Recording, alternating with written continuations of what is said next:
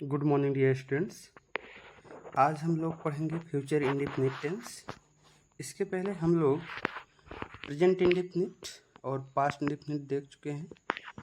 अगर आप उसका वीडियो नहीं देखे हैं तो लिंक डिस्क्रिप्शन में दे दिया जाएगा, आप लोग जाके देख सकते हैं। और आपसे एक छोटा सा रिक्वेस्ट है कि वीडियो को लाइक करें और अगर सब्सक्राइब नहीं किए हैं तो चैनल को सब्सक्राइब भी करें। तो आइए हम देखते हैं future indefinite tense. Future indefinite tense इस टेंस में कार्य का होना या करना भविष्य काल में पाया जाता है और इस टेंस के हिंदी वाक्य की पहचान है कि क्रिया के अंत में गा, गी, गे आदि लगा रहता है। तो जो क्रिया होगी उसके अंत में गा, गी, गे लगा रहेगा। देखिए एग्जाम्पल के तौर पे दिए गए हैं, मैं दिल्ली जाऊंगा। जाना क्रिया है और उसमें क्या लगा हुआ है, गा। वे क्रिकेट खेलेंगे, खेलना क्या है, क्रिया है, इसमें गे लगा हुआ है। बच्चे कहानी पढ़ेंगे, नहीं पढ़ेंगे, इसमें देखिए पढ़ना क्या है, क्रिया है, अंत में गे लगा हुआ है। क्या तुम सुबह में उठोगे, उठना क्या है, क्रिया है, इसके भी अंत में देखिए गे लगा हुआ है। तो इस टेंस की हिंदी वाक्य की पहचान क्या है कि क्रिया के अंत में गा, गी, गे लगा रहेगा। अगर हम हेल्पिंग वर्ब की बात करें तो इस टेंस की दो हेल्पिंग वर्ब हैं, शैल और विल। आई और वी कर्ता, आई और वी के साथ हम सहायक क्रिया शैल का प्रयोग करेंगे। शेष अन्य कर्ता यानी शेष अन्य सब्जेक्ट के साथ हम विल का प्रयोग करेंगे, यानी चाहे वह ही, सी, इट और कोई थर्ड पर्सन का कर्ता हो सकता है, जिसे राम, श्याम, सीता, गीता। और इन सहायक क्रियाओं के साथ हम वर्ब की फर्स्ट फॉर्म का प्रयोग करते हैं। वर्ब की कौन सी फॉर्म, फर्स्ट फॉर्म का, यानी वर्ब की मूल रूप आती है। इसके बाद हम बात करते हैं इस टेंस के अफर्मेटिव सेंटेंस का। यानी अफर्मेटिव सेंटेंस में जो है, जो सबसे पहले आएगा सब्जेक्ट, सब्जेक्ट के बाद हेल्पिंग वर्ब कर्ता के अनुसार विल या शैल होगा, फिर वर्ब की फर्स्ट फॉर्म लगाएंगे, फिर ऑब्जेक्ट और फिर अदर वर्ड। अब देखिए इस टेंस में पहला एग्जाम्पल देखते हैं, हम कल आगरा जाएंगे। इसमें क्रिया क्या हो रही है, जाने की, तो ये क्या हो गया आपका वर्ब। आगरा कौन जाएगा, तो हम जाएंगे, ये आपका क्या हो गया, सब्जेक्ट हो जाएगा। और इसके बाद कहाँ जाएंगे, आगरा, ये आपका हो जाएगा अदर वर्ड। और कल, कल भी आपका अदर वर्ड में जाएगा। एक चीज़ और बताते चलें कि पास्ट इंडेफिनिट टेंस में कल के लिए हम स्टरडे लगाते हैं। क्या लगाते हैं, कल के लिए स्टरडे का यूज करते हैं। और फ्यूचर टेंस में कल के लिए हम टुमारो का यूज करते हैं, टुमारो। तो ध्यान रहे, अगर पास्ट इंडेफिनिट टेंस है या पास्ट टेंस है तो स्टरडे, और फ्यूचर है तो टुमारो लगाएंगे। तो सबसे पहले हम क्या करेंगे, सब्जेक्ट रखेंगे वी, फिर वी के साथ क्या लगेगा, शैल, फिर क्रिया वर्ब की फर्स्ट फॉर्म गो टू, कहाँ जाएंगे, आगरा, और टुमारो लास्ट में लगाएंगे। इसके बाद दूसरा सेंटेंस है, कल हमारे प्रधानाचार्य वार्षिक समारोह का उद्घाटन करेंगे। Our principal will inaugurate the annual ceremony tomorrow, यानी कि हमारे प्रिंसिपल जो है कल क्या करेंगे, वार्षिक समारोह का उद्घाटन करेंगे। इसके बाद है नेगेटिव सेंटेंस। नेगेटिव सेंटेंस में क्या करना है, सब्जेक्ट प्लस विल या शैल के बाद तुरंत हम क्या करेंगे, नॉट लगाएंगे, फिर वो आपकी फर्स्ट फॉर्म ऑब्जेक्ट और अदर वर्ड लगा देंगे। सेंटेंस है, मैं यह दृश्य नहीं देखूंगा, क्रिया क्या हो रही है, देखने की, तो ये क्या हो जाएगा, वर्ब। जो कार्य होता रहता है वही क्या है, क्रिया है। कौन नहीं देखेगा, मैं, तो मैं क्या हो गया, ये सब्जेक्ट हो गया। और इसके बाद यह दृश्य क्या नहीं देखेगा, यह दृश्य, ये क्या हो जाएगा, ऑब्जेक्ट हो जाएगा, ठीक। और नहीं के लिए क्या हो जाएगा, नॉट हो जाएगा। फार्मूले पे हम क्रम से रख देंगे। सबसे पहले सब्जेक्ट, सब्जेक्ट क्या है, मैं की अंग्रेजी आई। फिर आई के अनुसार विल या शैल, तो शैल हम लगा देंगे। फिर क्या लगाना है, तुरंत नॉट लगाना है, नॉट लगा देंगे। फिर वर्ब की फर्स्ट फॉर्म देखना, सी लगा देंगे। और क्या बचा, आप यह दृश्य, दिस सीन, ऑब्जेक्ट लगा देंगे। ये क्या हो गया, हमारा ट्रांसलेशन हो गया। और अगर वाक्य में फ्यूचर इंडेफिनिट टेंस के वाक्य में जो है कभी नहीं आया हो, तो सबसे पहले हम क्या करेंगे, सब्जेक्ट, फिर विल या शैल, फिर जहाँ नॉट लगाते थे वहीं पर नेवर लगाकर वो आपकी फर्स्ट फॉर्म ऑब्जेक्ट और अदर वर्ड लगा देंगे। एग्जाम्पल देखते हैं। वह कार्यालय कभी नहीं जाएगा, इसमें क्रिया क्या हो रही है, जाने की।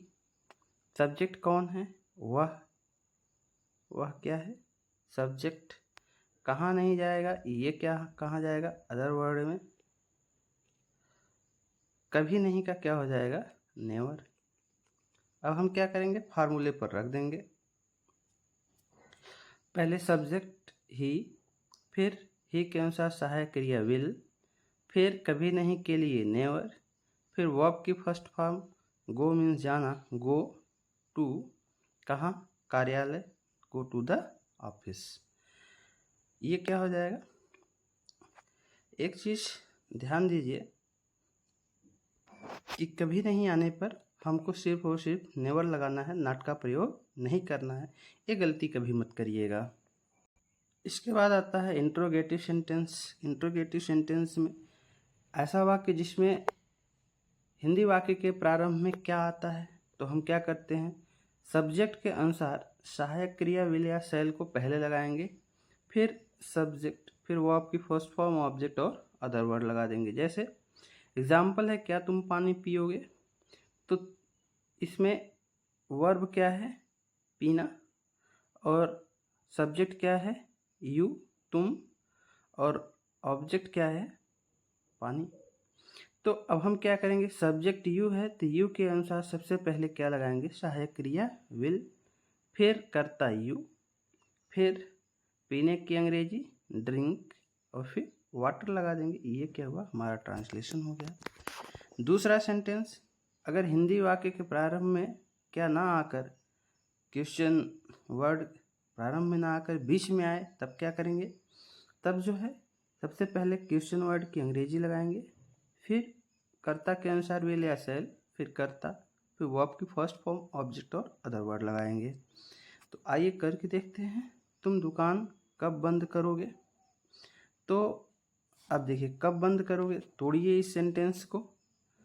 बंद करना ये क्या है, ये आपके वर्ब हो गई।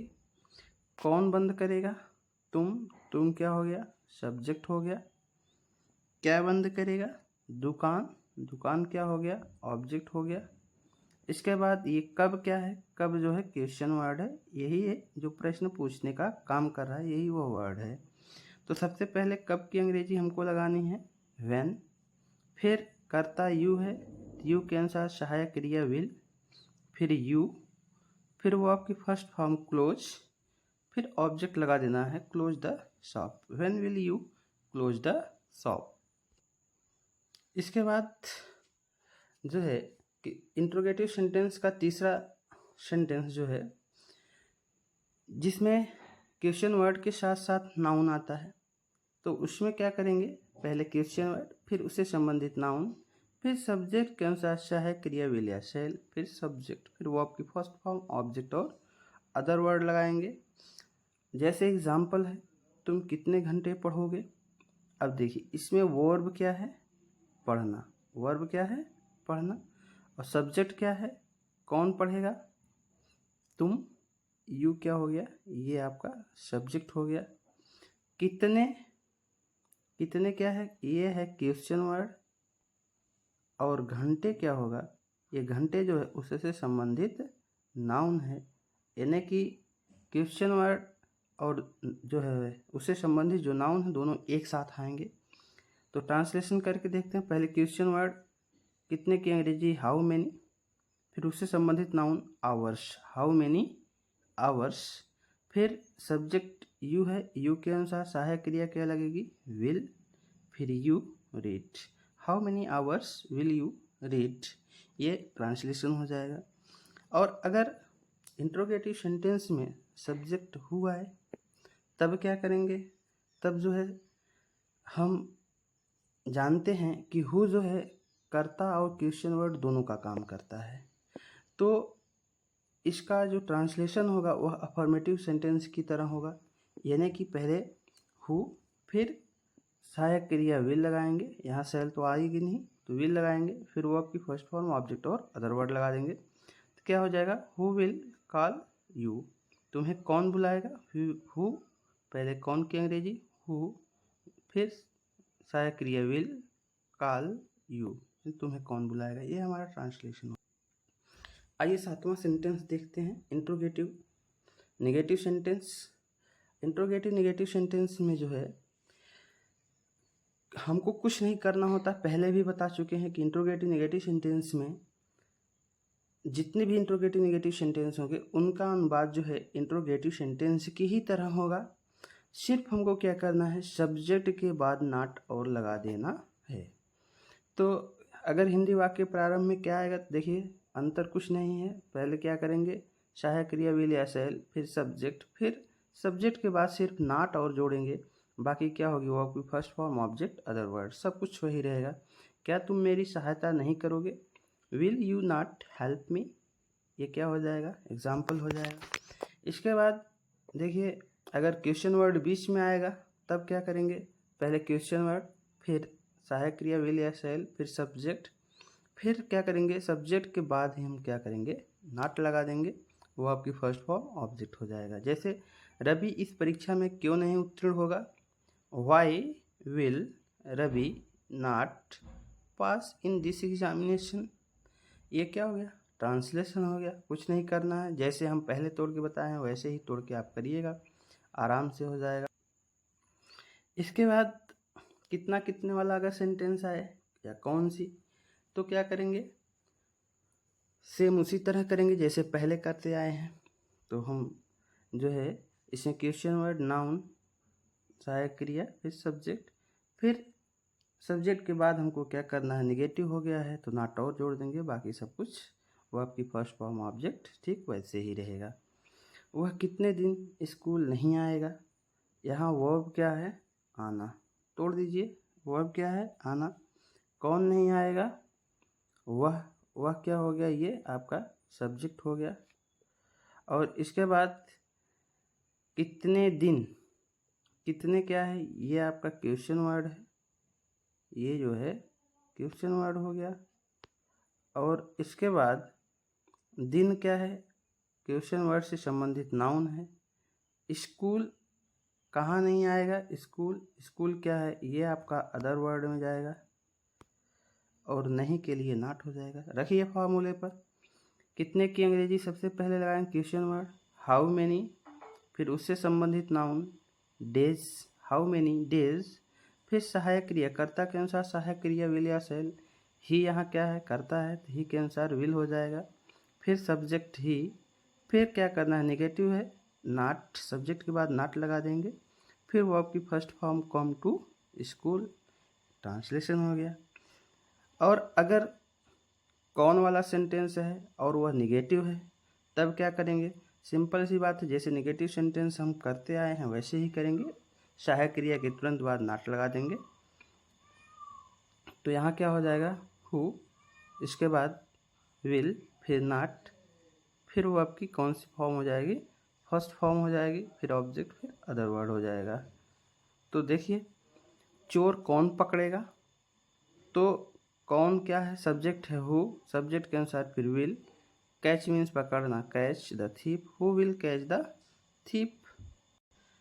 देखिए नोट में करके दिया गया है कि फ्यूचर इंडेफिनिट टेंस में कुछ चीज़ें होती हैं कि जैसे देखिए कह रहा है सामान्यतः फर्स्ट पर्सन के साथ सेल और सेकंड यू और थर्ड पर्सन के साथ जो है विल का प्रयोग होता है, लेकिन यदि वाक्य से आज्ञा, धमकी और संकल्प का बोध हो तो यह उल्टा हो जाता है, अर्थात फर्स्ट पर्सन आई और वी के साथ हम क्या कर सकते हैं, विल का प्रयोग कर सकते हैं।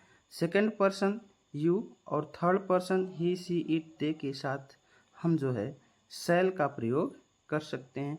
इन्हें आपको बताया गया कि आई और वी के साथ विल का प्रयोग करेंगे, सॉरी शैल का प्रयोग करेंगे और शेष अन्य कर्ता के साथ विल का प्रयोग करेंगे। लेकिन अगर संकल्प, धमकी और आज्ञा जैसे भाव आएंगे तब हम क्या करेंगे, सेम उल्टा हो जाएगा। फर्स्ट पर्सन के साथ विल का प्रयोग कर सकते हैं और शेष अन्य कर्ता के साथ शैल का प्रयोग कर सकते हैं। एग्जाम्पल दिया गया है, मैं यह कहानी पढ़ूंगा। यहाँ क्या है, संकल्प दिख रहा है कि मैं यह कहानी जरूर पढ़ूंगा। तो इसका क्या हो जाएगा, देखिए आई क्या है, फर्स्ट पर्सन का प्रोनाउन है, इसके साथ हम विल का प्रयोग कर सकते हैं। I will read this story. तुम्हें यह कार्य करना होगा। यहाँ देखिए आज्ञा दिया जा रहा है और जो है रिस्ट्रिक्शन भी दिखाया जा रहा है, जरूर करना होगा। तो तुम्हें यह कार्य करना होगा। यू के साथ हम क्या किए, शैल का प्रयोग किए। You shall do this work, यानी तुम्हें यह कार्य करना होगा। हम उसे पीटेंगे। यहाँ क्या है, धमकी है। तो वी फर्स्ट पर्सन का प्रोनाउन है, इसके साथ हमने विल का प्रयोग किया। वी विल बीट हिम, हम उसे क्या करेंगे, पीटेंगे। ये रहा हमारा फ्यूचर टेंस और हम उम्मीद करते हैं कि आपको फ्यूचर टेंस अच्छे से समझ में आया होगा। आप लोग एक बार पुनः रिक्वेस्ट करते हैं कि चैनल को लाइक करें और जो आपके डाउट रह गए हों उसके लिए कमेंट करें। और अगर आप चैनल पर पहली बार आए हैं तो चैनल को सब्सक्राइब भी कर लें, क्योंकि आपके परीक्षा से संबंधित आपके लिए हम ऐसी ही वीडियो लाते रहेंगे। जय हिंद, धन्यवाद।